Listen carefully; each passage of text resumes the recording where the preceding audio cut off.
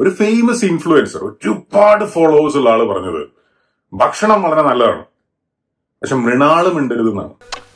തന്നെയാ വിളിക്കുന്നത്. കാശ് കൊടുത്ത് തിന്ന് രാത്രി ആവുമ്പോ യൂട്യൂബ് ഉറങ്ങുമ്പോ കേൾക്കും വേണം. നന്ദിയില്ലാത്ത ജാതികൾ എന്തെങ്കിലും പറഞ്ഞാൽ അപ്പ തെറിയോ അടി. ഇവരൊക്കെ റിവ്യൂ ചെയ്യുന്നത് അവരവരുടെ അരി വാങ്ങിക്കാനാണ്. നമുക്ക് മനസ്സിലായി. ഒരാൾക്ക് റിവ്യൂ ചെയ്ത് അരി വാങ്ങിക്കാൻ വേണ്ടിയിട്ട് 100 കണക്കിന് പേരുടെ അരി മുടക്കുന്നത് ശരിയാണോ? ഭയങ്കര മണ്ടത്തരങ്ങളാണ് ചെയ്തുകൊണ്ടിരിക്കുന്നത് ഇപ്പോഴും. അതെ, ആർക്കായാലും സംശയം തോന്നാം എനിക്ക് എന്താ വേറെ പണിയില്ലേന്ന്. ഞങ്ങളും ചോദിച്ചു. എന്റെ തെറ്റാണ്. ഞാൻ ഒരിക്കലും അങ്ങനത്തെ ഒരു റെസ്റ്റോറന്റ് തുടങ്ങാൻ പാടില്ലായിരുന്നു. ഞങ്ങള് പറഞ്ഞു, ആരെങ്കിലും നാട്ടുകാർ പറഞ്ഞു, വന്നോളെ കസ്റ്റമേഴ്സ് പറഞ്ഞു ഞങ്ങൾക്ക് ഓപ്പൺ കിച്ചൺ കണ്ടേലെ മാമു വായക്കൂടി ഇറങ്ങും എന്നുള്ളത്. അല്ല, ആരാ പറഞ്ഞ ആംഗ്രി മൃണാലിനോട്? വേറെന്തോ പറയാൻ വന്നാണ്, ഞാൻ പെട്ടെന്ന് മറന്നുപോയി. വേണ്ടായിരുന്നു. അത്രയധികം പൈസ ചെലവാക്കി അങ്ങനെ ഒരു റെസ്റ്റോറന്റ് ഉണ്ടാക്കി, ഓപ്പൺ കിച്ചൺ ഉണ്ടാക്കിയത്. അങ്ങനെയൊന്നും ചെയ്യാൻ പാടില്ലായിരുന്നു. അടച്ചിടണമായിരുന്നു കിച്ചൺ. അയ്യോ, അത്രക്ക് കടുത്ത തീരുമാനമൊന്നും വേണ്ട. അപ്പൊ തന്റെ കോൺസെപ്റ്റ്, തന്റെ ബുദ്ധി, തന്റെ ഐഡിയ പൊട്ടിപ്പൊളിഞ്ഞൊരു സാധനം, അതിൽ 2 ലക്ഷം മുടക്കിയ തന്റെ പ്രശ്നം. ഈ കൃഷ്ണൻ വന്ന ശേഷമാണ് ഈ വലിയ കെട്ടിടവും കോപ്പും ഒക്കെ ഉണ്ടായത്.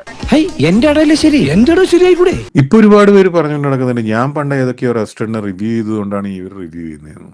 ഞാൻ ആ റിവ്യൂ ചെയ്ത കാലത്ത് ആർക്കും എന്നോട് ഒരു പ്രശ്നമില്ലായിരുന്നു. അവനെ അന്വേഷിച്ച് എവിടെ നിന്നൊക്കെ ആൾക്കാർ വരുന്നതെന്ന് പറയാൻ ഒക്കത്തില്ല. ചിലർ ബെൽജിയത്തിൽ നിന്ന്, ചിലർ ബാംഗ്ലൂരിൽ നിന്ന്. ഇന്നാളെ അവനെ തല്ലാൻ കുറെ ആൾക്കാർ വന്നു. ഏതെങ്കിലും റെസ്റ്റോറന്റിനെ ക്രിട്ടിസൈസ് ചെയ്തതുകൊണ്ടോ ആർക്കും എന്നോട് ഒരു പ്രശ്നം ഉണ്ടായിട്ടില്ല എന്നുള്ള എനിക്ക് ഉറപ്പാണ്. കാര്യം നമ്മൾ പലപ്പോഴായിട്ടൊന്നും ഉരസിയിട്ടുണ്ടെങ്കിലും ഞാനത് മറന്നു. ആണുങ്ങളായതൊക്കെ പതിവാ. ആ കാലത്ത് ആരും ഒന്നും പറഞ്ഞിട്ടില്ലല്ലോ. എല്ലാരും അയാൾ ചെയ്യുന്നത് ശരിയാന്ന് പറഞ്ഞു നടക്കായിരുന്നു. പൊല്യൂഷൻ കൺട്രോൾ ബോർഡിന്റെ സർട്ടിഫിക്കേഷൻ കിട്ടാൻ വേണ്ടിയിട്ട് ഞങ്ങൾ ചിലവാക്കിയത് അത്രയധികം പൈസയാണ്. ഇതൊക്കെ എന്തിനാ എന്നോട് പറയുന്നേ? നല്ല ഇൻഗ്രീഡിയൻസ് ഉപയോഗിക്കാൻ ശ്രമിച്ചത്, ക്വാളിറ്റിയുള്ള ഭക്ഷണം വിലക്കുറവിൽ കൊടുക്കാൻ ശ്രമിച്ചത്, ഇതൊക്കെ ഭയങ്കര തെറ്റായി പോയി. അങ്ങനെ നോക്കിയാ നിങ്ങൾ നടത്തുന്ന ഇവിടെ ഉള്ളവരുടെ ആൾക്കാരുടെ ഒക്കെ കാര്യങ്ങൾ നോക്കാനാ, അല്ലാണ്ട് ബിസിനസ് ആയിട്ടൊന്നുമല്ല. നീ ഒന്ന് പോടാ, നീ പണ്ടേ ഉടായിപ്പാ. പൈസ ഉണ്ടാക്കാൻ വേണ്ടിട്ട് ഹോട്ടലും തുടങ്ങി, അതിൽ സെൻട്രൽ എസിയും വെച്ചു, ഓപ്പൺ കിച്ചണും ഉണ്ടാക്കി, നല്ല ഇൻഗ്രീഡിയൻസ് ഉപയോഗിച്ചു എന്ന് പറഞ്ഞിട്ട് ഇപ്പൊ നമ്മളെ നെഞ്ഞെത്തിക്കാം. നിങ്ങൾക്ക് ഇഷ്ടമല്ലെങ്കിൽ എന്റെ അവകാശങ്ങളൊക്കെ തന്ന് എന്നെ പിരിച്ചുവിട്ടേക്ക്. ഞാൻ എന്റെ തറവാട്ടുക സ്വത്തുക്കളൊക്കെ ജീവിച്ചോളാം. ഇങ്ങനെ ഫുഡ് എടുത്ത് ഒരാൾക്ക് കൊടുക്കുക, അല്ലെങ്കിൽ ഒരാളെ സഹായിക്കുക, അയാൾക്ക് ഒരു നേരം ഭക്ഷണം കഴിക്കാൻ പൈസ ഇല്ലെങ്കിൽ അയാളെ സഹായിക്കുക, അതൊക്കെ കോൺസെപ്റ്റ് ഒക്കെ ഓക്കെയാണ്. പക്ഷെ ആ കോൺസെപ്റ്റ് താൻ പുഷ് ചെയ്യാൻ വേണ്ടിയിട്ട് ഒളിക്യാമറ വെച്ചെടുത്ത വിഷ്വൽസോ? നാട്ടുകാരെ ബോധിപ്പിക്കണം.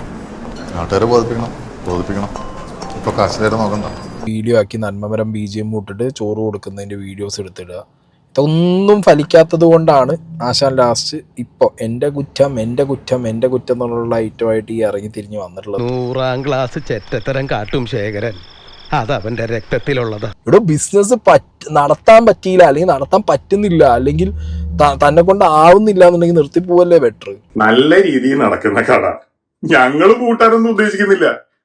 ഞങ്ങൾക്ക് ഇന്നും വരാം, നാളെയും വരാം. ഞാൻ പണ്ടേ അങ്ങനെയാണ്. പിണയി പൊക്കണം ഞാൻ തന്നെ അവരറിയാൻ വേണ്ട, ഇവന്റെ ഒക്കെ പുറകെ ഓടി തീർക്കാനുള്ളതല്ല എന്റെ ഇനിയുള്ള ജീവിതം. എന്നാ പിന്നെ വൈകുന്നേരം നന്ദി പ്രകടനത്തിനാണ്. ശരി, ജയ് ഹിന്ദ്.